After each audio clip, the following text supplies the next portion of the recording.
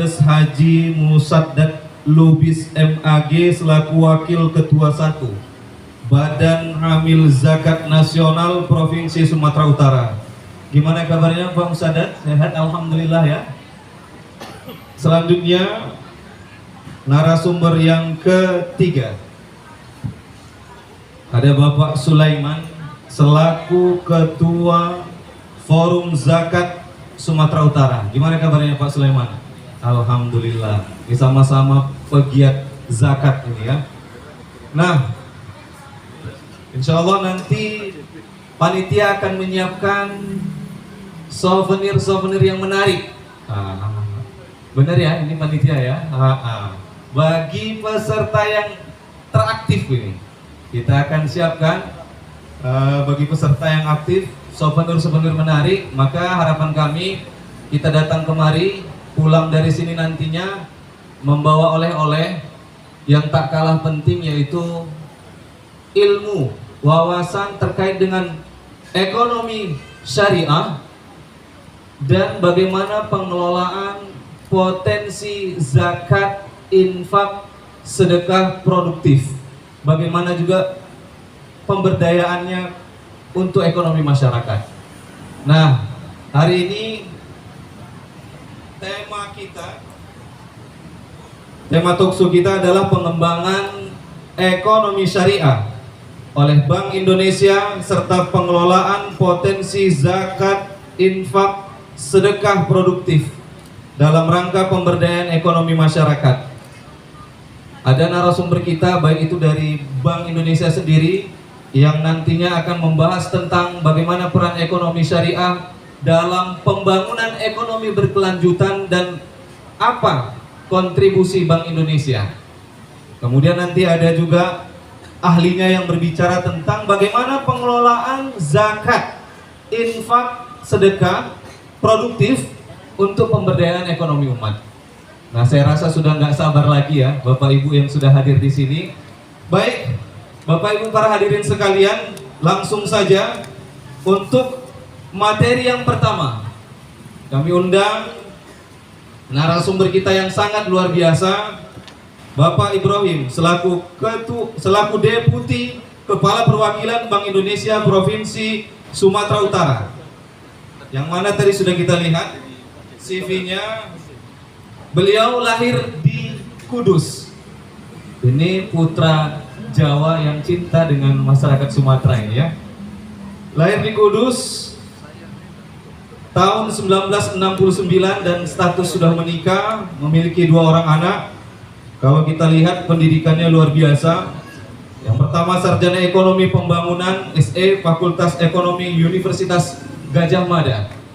Kemudian yang kedua Master of Public Policy MPP National Graduate Institute for Police Studies GRIPS Tokyo Jepang.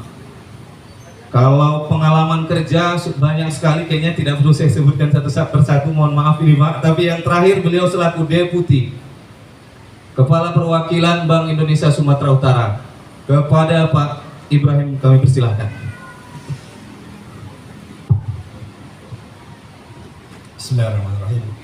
Assalamualaikum warahmatullahi wabarakatuh. Waalaikumsalam. Alhamdulillahirrahmanirrahim. Wassalatu wassalamu ala asrofil anbiya wal mursalin wa ala alihi wa sahbihi ajma'in amma ba'du. Terima kasih Pak Moderator, Pak Rizky yang sudah memperkenalkan terkait dengan rangkaian kegiatan diskusi talkshow di pagi hari ini. Kami dari Bank Indonesia akan menyampaikan beberapa hal terkait dengan perkembangan ekonomi dan keuangan syariah. Ada beberapa hal yang nanti akan kami sampaikan. Mohon nanti ditayangkan. Ada 3 hal di sini terkait bagaimana potensi dan outlook perkembangan ekonomi keuangan syariah Indonesia. Kemudian bagaimana peran Bank Indonesia dalam pengembangan FSR ini. Kemudian ada beberapa kesimpulan dan rekomendasi. Baik, karena saya lihat insight yang ada di narasumber yang berikutnya juga akan lebih memperdalam dari tayangan yang akan kami sampaikan. Nanti satu kesatuan ini bisa menjadi pembelajaran bagi kita semua bahwa potensi yang ada di Indonesia hendaknya itu juga tersebar merata dan dapat dioptimalkan, khususnya kita di masyarakat Sumatera Utara. Di sini kalau kita lihat di halaman 3, Bapak Ibu sekalian, potensi-potensi yang ada itu sangat luar biasa sekali, ya. Kita lihat berbagai negara, meskipun dalam tanda kutip mayoritas tidak beragama Islam, tidak mempunyai potensi populasi Muslim, tetapi kemarin kita dengarkan dari Sekjen MUI, mereka bahkan mengamalkan syiar-syiar Islam dengan menjalankan produk-produk halal, dan itu dilakukan oleh negara-negara utama dunia seperti Tiongkok yang mengklaim dirinya ekspor baju muslim tertinggi. Nah ini Pak Sulaiman, Pak Musadat, kalau kita umroh atau haji itu banyak sekali produk-produk atau pernik-pernik yang dijual sebagai souvenir dari Tiongkok. Demikian juga Inggris, dia mengklaim karena dia memang pusat pasar keuangan dunia, dia nggak mau kalah juga mendiversifikasi produk keuangannya itu juga yang syariah seperti itu. Korea, Jepang, ini saya sebutkan semuanya ada di sini. Bahkan seperti produk pangan itu kalau Brasil sama Australia, unggas dan daging itu sudah terkenal di dunia, sehingga dia tinggal dilabelin produk halalnya. Nah, potensi-potensi inilah ya, jangan sampai kita hanya menjadi penonton atau jangan hanya sebagai konsumen atau pasar, ya. Kita juga harus memanfaatkan itu semua. Kita sebagai pemain, kita sebagai pelaku, dan kita alhamdulillah kalau bisa sebagai eksportir. Jadi tahapannya adalah kita awareness, kita paham ada potensi, terus kemudian kita melaksanakan action, kita penuhi kebutuhan halal value chain atau produk-produk halal yang bisa kita penuhi, baru kemudian kita bertindak secara lebih kuat lagi dengan mengekspor. Nah, ini semua akan terjadi kalau ada berbagai key success factor. Jadi berbagai negara ini kalau kemudian kita rangkum, itu ada poin-poin penting, yaitu pertama apa? Ada dukungan dari pemerintah yang kuat, ya. Jadi dukungan pemerintah itu berupa apa? Policy, ada kebijakan. Kami dari Bank Indonesia yang bergerak di otoritas sistem pembayaran, makroprudensial dan moneter, itu juga mengeluarkan kebijakan-kebijakan, ada banyak sekali, tetapi intinya yang terkait dengan likuiditas, instrumen yang terkait dengan syariah, itu juga oleh Bank Indonesia dikembangkan. Sehingga semua akan terjadi suatu ekosistem, kebutuhan financing dari perbankan terpenuhi, masyarakat juga ada kesadaran ke situ. Nah inilah key success factor yang mungkin Bapak Ibu bisa baca di sini, harus dipahami oleh semua pihak dan tidak bisa terputus berdiri sendiri-sendiri. Semua harus ada kolaborasi. Ada Badan Kudus Koordinasi Lintas Otoritas, fokus memanfaatkan keunggulan kompetitif yang tadi kami sampaikan. Seperti Brasil, dia fokus ke unggas. Australia, dia fokus ke daging. Kemudian Korea, dia pariwisata halal. Inilah yang harus kita pahami untuk kita rebut kembali kronologi seperti itu. Nah, di halaman 4, ini dengan perkembangan pemahaman yang lebih baik, tampaknya indikator ini juga ada hasilnya lah gitu, ada upaya, ada hasil. Dari data yang kita peroleh dari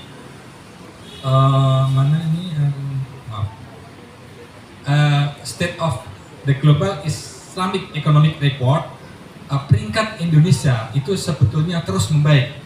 Dari tahun 2017 yang peringkat ke berapa itu, 10 atau berapa itu kemudian meningkat menjadi peringkat keempat, ya.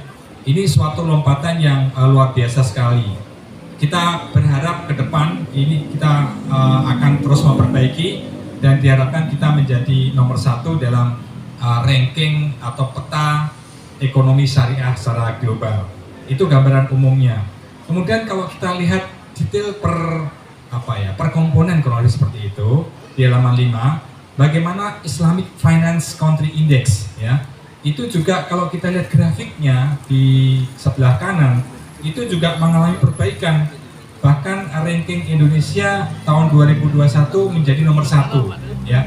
Jadi ini kalau dipahami ada potensi dari sisi Islamic Finance Country Index, karena ada populasi yang besar, kemudian didukung oleh lembaga-lembaga syariah seperti Yisfaf, Lasnas, Basnas, baik yang pemerintah maupun swasta, itu juga semakin banyak sekali partisipasinya.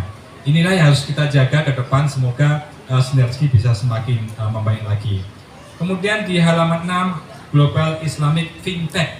Ini kalau kita perhatikan di perkembangan terakhir, ketika ekonomi digital itu sudah merambah ke berbagai aspek, di ekonomi keuangan syariah juga tidak ketinggalan. Karena kemarin dalam G20 atau pertemuan presidensi G20 di Bali, di Denpasar, itu juga disampaikan bahwa digitalisasi ini juga mendukung upaya pembiayaan, termasuk pembiayaan ke syariah. Inilah yang harus kita optimalkan, karena ke depan dunianya udah dunia digital, dan alhamdulillah kita juga peringkatnya sudah semakin membaik juga di sini. Ada potensi ekosistem yang bagian tengah itu, sektor utama fintech syariah di Indonesia juga semakin banyak. Hal-hal seperti inilah yang harus kita pahami, ada potensi besar. Kemudian yang tidak kalah menarik di halaman berikutnya, kalau kita bandingkan di negara-negara Islam atau kita kenal dengan OKI, Organisasi Kerjasama Islam atau OIC, Organization Islamic Country, itu kita lihat PDB atau ekonomi yang paling besar itu adalah siapa? Indonesia, ya. Indonesia dibandingkan dengan Turki, Arabia, dan negara lainnya, size ekonominya, ya, saya bicara bukan pendapatan per kapita, tapi secara agregat potensi ekonominya itu adalah Indonesia nomor 1.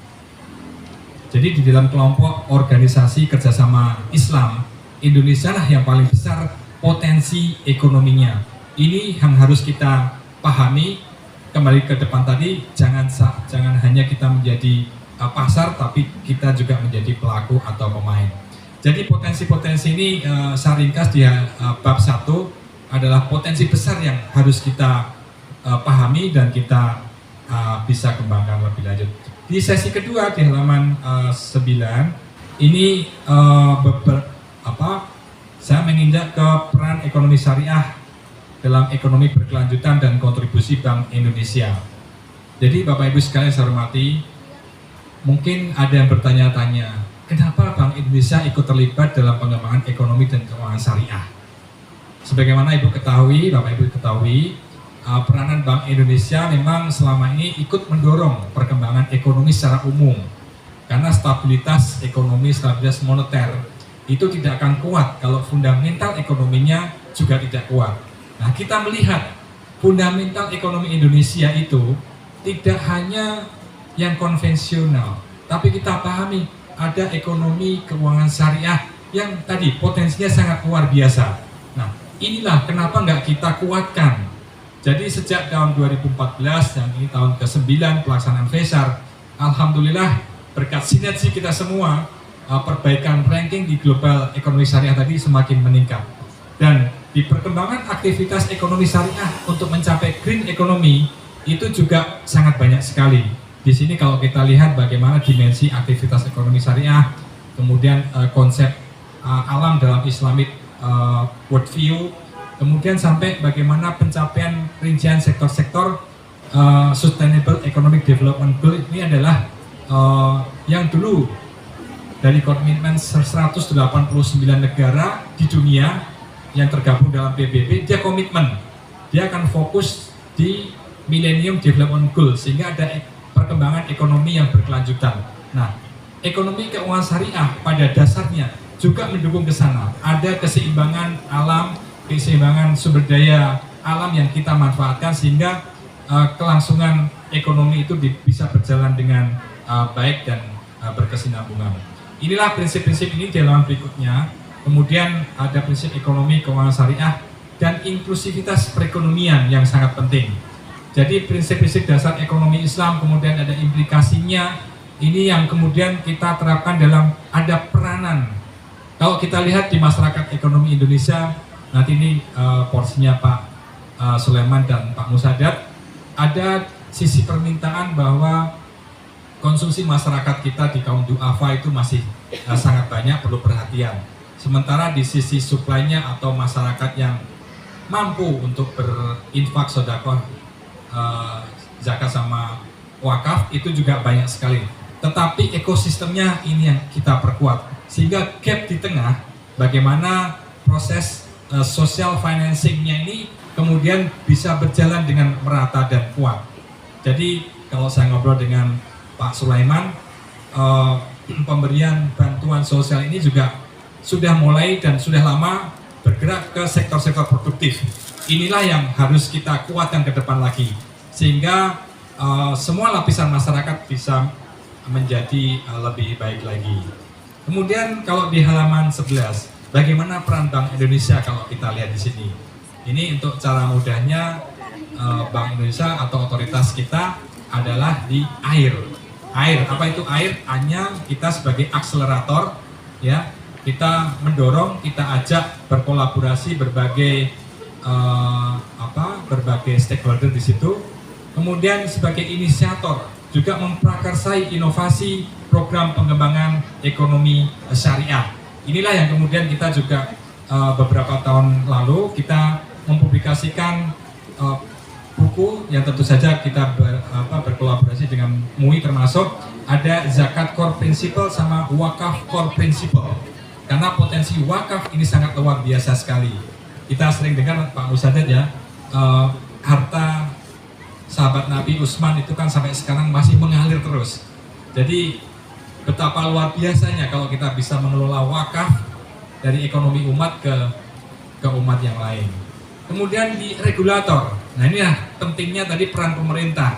Di regulator harus ada keseimbangan, harus ada keberpihakan, karena ini memang untuk ekonomi syariah juga perlu mendapat perhatian, perlu dukungan dan dorongan.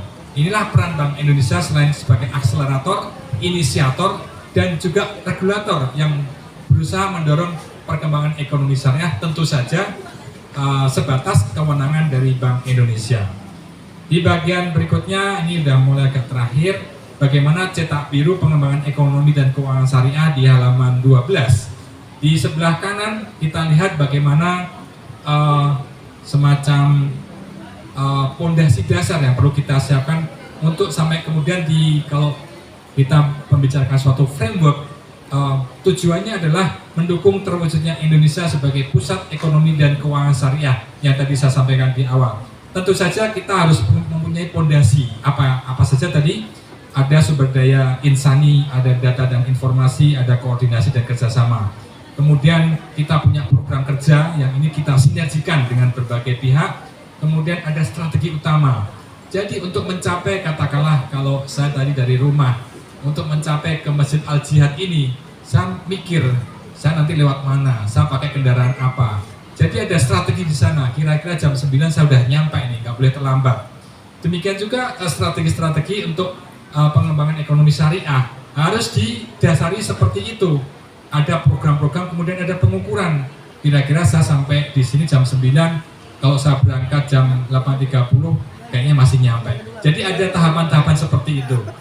Demikian juga di pengembangan ekonomi syariah yang sudah kita rencanakan. Nah, kemudian bagaimana implementasinya di halaman 13? Ini Pak Musadat, Pak Sulaiman, dan Bapak Ibu sekalian, kita bersama-sama dengan pondok pesantren seluruh Indonesia sudah ada 588. Kalau kita lihat secara keseluruhan, potensi pondok pesantren sangat luar biasa. Data yang kami ketahui ada sekitar 35.000 pondok pesantren seluruh Indonesia. Dan ini memang masih relatif kecil kalau sebatas 588. Tetapi maksud kami, dengan 588 ini, kita harapkan terjadi kolaborasi dengan ponpes-ponpes yang lain, sehingga di antara ponpes-ponpes itu terjadi sinergi, ada kemandirian, dan kemudian bagaimana mereka bisa memperluas skala ekonomi di kemandirian yang dia kuasai tadi. Jadi inilah sebaran-sebaran bagaimana kita bekerja sama dengan pondok pesantren dengan pola kemitraan seperti itu. Nah, Kemudian implementasi programnya tadi kami sampaikan untuk mencapai tujuan tadi ada tahapan-tahapan. Kita juga bagaimana pengembangan halal value chains. Kita dampingi UMKM bagaimana mereka mendapatkan sertifikasi, hal-hal apa saja yang perlu dipahami. Kemudian secara kelembagaan kita juga bekerja sama dengan berbagai kelembagaan serta infrastruktur yang perlu juga terus dikuatkan. Di halaman terakhir sesi 2 ini, bagaimana strategi dan implementasi digital ekonomi syariah ini juga sangat penting karena ada beberapa pilar, yaitu 1, 2, 3. Kita tidak bisa mengeluarkan kebijakan kalau kita tidak mempunyai research based policy, kurang lebih seperti itu. Atas dasar apa kita mengeluarkan kebijakan, yaitu kita punya landasan ekonomi syariah, kemudian keuangan, dan riset, edukasi, dan sosialnya.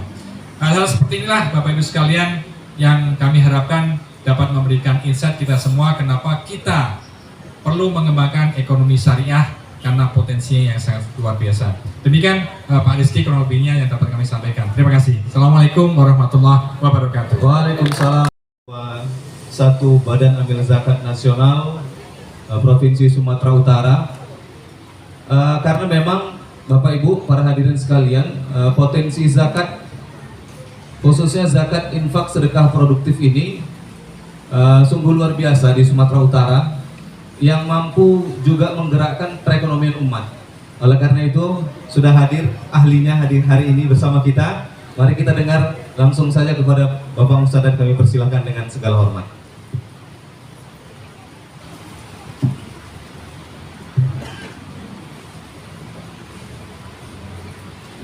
Assalamualaikum warahmatullahi wabarakatuh.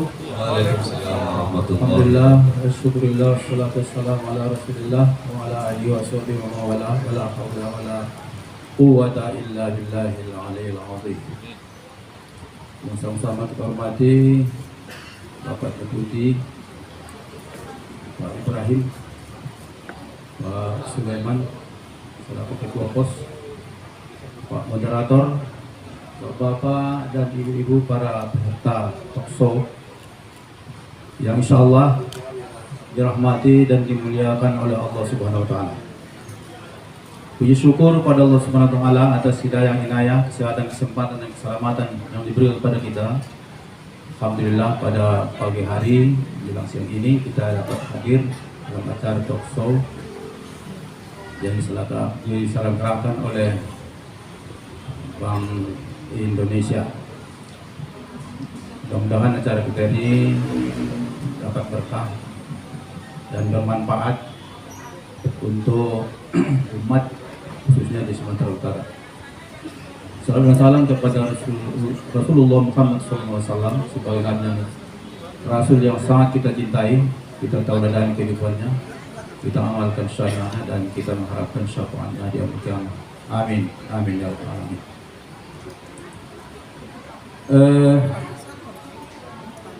Bagian saya zakat dan persoalannya di Sumatera Utara.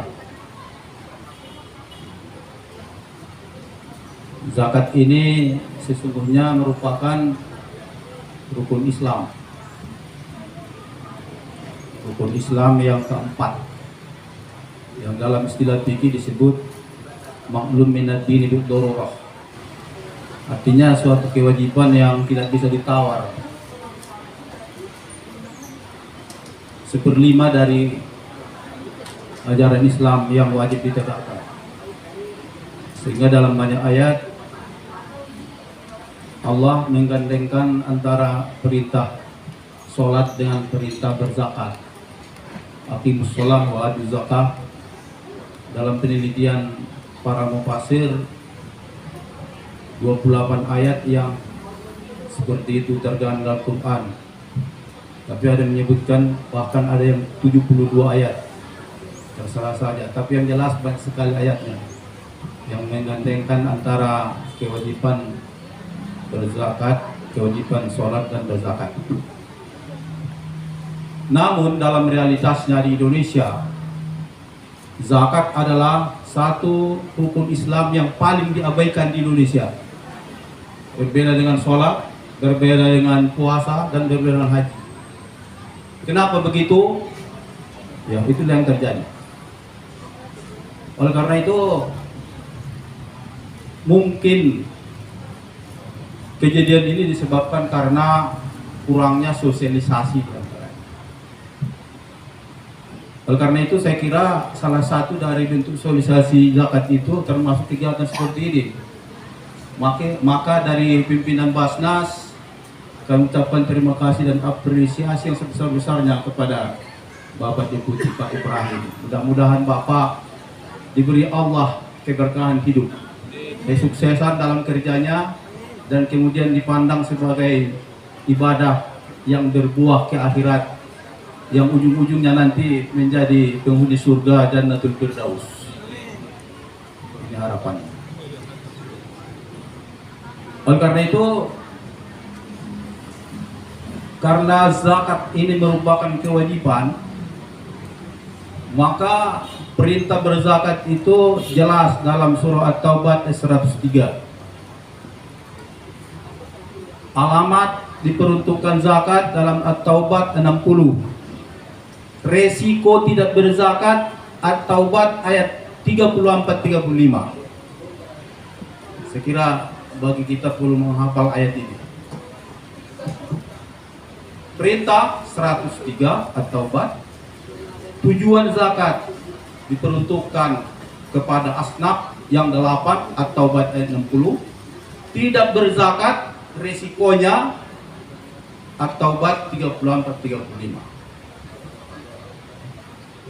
Ini. Kenapa kita harus berzakat? Ini saya sebelum sampai ke persoalan ekonomi, bagian daripada kerjaan zakat ini, saya ingin dulu menyampaikan beberapa hukum terkait dengan ini. Kenapa kita harus berzakat? Pertama, karena dia rukun Islam. Yang keempat, kalau tidak berzakat berarti 1/5 atau 20% agamanya belum tegak. Sholat sudah, syahadat sudah berkali-kali, ya kan? Puasa sudah, haji sudah berkali-kali, tapi zakat belum. Berarti Islamnya belum sempurna. 20% lagi. Nah, itu. Karena zakat ini adalah selain kewajiban yang harus ditegakkan bagi orang yang sudah haul dan nisab dan haul, maka tidak perlu ditunda-tunda pelaksanaannya. Dan jangan dipersepsi bahwa zakat itu adalah hanya zakat fitrah sekali setahun. Itu berbahaya sekali kalau begitu. Padahal zakat itu lebih banyak pada zakat mal. Apa zakat mal itu? Zakat dari harta atau penghasilan. Mal mustafat. Mal mustafat itu artinya semua penghasilan kita di total. Untuk dikeluarkan zakatnya berapa? 2,5%. Setara dengan 85 gram emas. Kalau sekarang sekitar 72 juta rupiah penghasilannya 1 tahun, itu dikeluarkan zakatnya 2,5%. Berapa itu? Per bulannya berapa itu? Oh. Satu bulannya lebih kurang 170.000 rupiah, lebih kurang seperti itulah. Itu tetap tergantung kepada harga emas. Oleh karena itu, supaya kewajiban itu terlaksana, harus dilihat selalu harta ini. Harta itu ada mal khofi dan mal jahri. Mal jahri itu adalah penghasilan kita yang bisa dipersaksikan oleh orang. Contoh misalnya, gaji. Gaji itu bisa dipersaksikan orang, tahu kita. Tahu orang berapa gaji kita, sesuai dengan tingkatan pangkat. Penghasilan lainnya juga. Kalau seorang petani panen, nampak hasil panennya. Ya. Tetapi ada yang khafi. Yang khafi artinya tersembunyi, yang hanya tahu kita. Apa itu? Misalnya simpanan bank, rekening bank, yang tahu hanya kita dan juga pihak bank. Kemudian emas dan perak, itu yang tahu kita simpanan itu berapa jumlahnya, hanya kita sendiri. Nah itu, jadi oleh karena itu ini harus betul-betul dilihat, sudah nisab dan sudah haul. Kalau sudah nisab dan haul, maka wajib dikeluarkan pada saat itu juga. Sekarang pegawai negeri, pegawai swasta, dan juga hasil dari usaha profesi lainnya, itu juga bisa dikeluarkan setiap bulan. Makanya ikhrajuz zakah qabla waqti, mengeluarkan zakat sebelum 1 tahun diperbolehkan menurut fikih Qardawi, fikih zakat Qardawi. Nah, jadi oleh karena itu kalau sudah setara dengan 85 gram emas, bisa dikeluarkan zakatnya 2,5% per bulan.